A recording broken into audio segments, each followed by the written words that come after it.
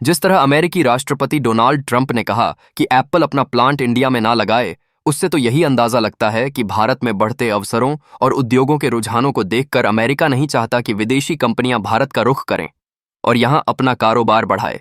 वास्तव में कोई देश नहीं चाहता कि दूसरा राष्ट्र उसे टक्कर दे। अमेरिका ने जिस तरह के कड़ेड़ और एकतरफा फैसला लेकर खुद को आगे बढ़ाया और एक बड़ी शक्ति होने की हैसियत हासिल की है, उसका 75% हिस्सा भारत ने अपनी नीतियों की बदौलत हासिल कर दिया है।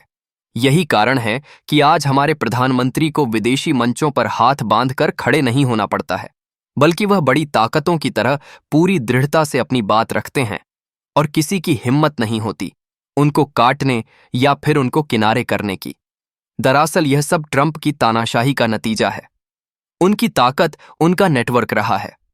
भारत सरकार के पीछे भी भारतीय जनता पार्टी की सहयोगी संस्थाएं बतौर ताकत खड़ी है। ऐसे में हमारे प्रधानमंत्री जी अमेरिकी राष्ट्रपति को सीधी टक्कर देते दिखते हैं, क्योंकि पिछले 1 दशक में देश में काफी काम हुआ है और भारत अब विकसित राष्ट्र बनने की ओर बढ़ चला है। इसलिए राष्ट्रपति ट्रंप को लगता है कि भारत की यह तरक्की उनकी अमेरिका को फिर से महान बनाने की नीति को कमजोर कर सकती है। ट्रंप को संभवतः यही चुभ रहा होगा, इसलिए वह चीन से भी व्यापारिक सौदा करने को तैयार दिखते हैं, जबकि चीन बुरी तरह से अमेरिका को पछाड़ने में लगा है। ट्रंप के बोल अतिरंजित इसलिए भी हैं क्योंकि आज का भारत पुराने दौर का नहीं है। वह हर देश की आंखों में आंखें डालकर काम कर रहा है। वह ग्लोबल साउथ की आवाज है, हिंद प्रशांत का एक महत्वपूर्ण देश है और ऐसा मुल्क है जिसके साथ अच्छे रिश्ते बनाने के लिए भी सभी लालायित हैं। इतना ही नहीं, दक्षिण एशिया में यदि कोई देश चीन को टक्कर दे सकता है तो वह भारत ही है।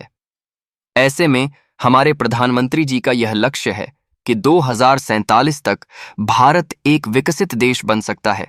कोई गलत नहीं है उनका मानना। मेरा तो मानना यह है कि हम इस समय से पहले ही विकसित राष्ट्र बन सकते हैं। यही कारण है कि हमें राष्ट्रपति ट्रंप के बयानों पर ध्यान नहीं देना चाहिए। अगर एप्पल कंपनी भारत नहीं भी आती है तब भी हमारे पास इतनी ताकत है कि हम अपने बूते आगे बढ़ सकते हैं। हमें ऐसी ही कोई रणनीति अपनानी चाहिए।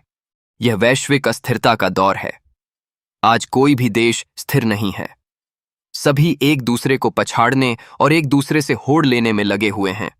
यही कारण है कि कोई यह दावा नहीं कर सकता कि वह अपने बूते तरक्की कर सकता है। भारत भी नहीं। यह सच्चाई जितनी जल्दी हम मान लें उतना ही बेहतर है।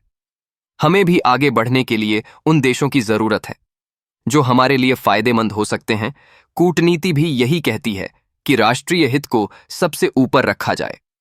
अगर यह लगे कि किसी देश से संबंध सुधारने से अपना हित सध रहा है तो बेझिझक संबंध सुधारने चाहिए, अपने हित के काम कर लेना चाहिए। उदारीकरण के बाद भारत काफी तेजी से आगे बढ़ा है और इसके पास एक बड़ा बाजार भी है, मगर सिर्फ बाजार की बूते हम विकसित देश नहीं बन सकते। हमें अपने नवाचार को आगे बढ़ाने के लिए आधुनिक तकनीकी की जरूरत है जो हमें विकसित राष्ट्रों से ही मिलेगी। इसलिए अभी अमेरिका या अन्य किसी संपन्न देश को नाराज करने का कोई मतलब नहीं है।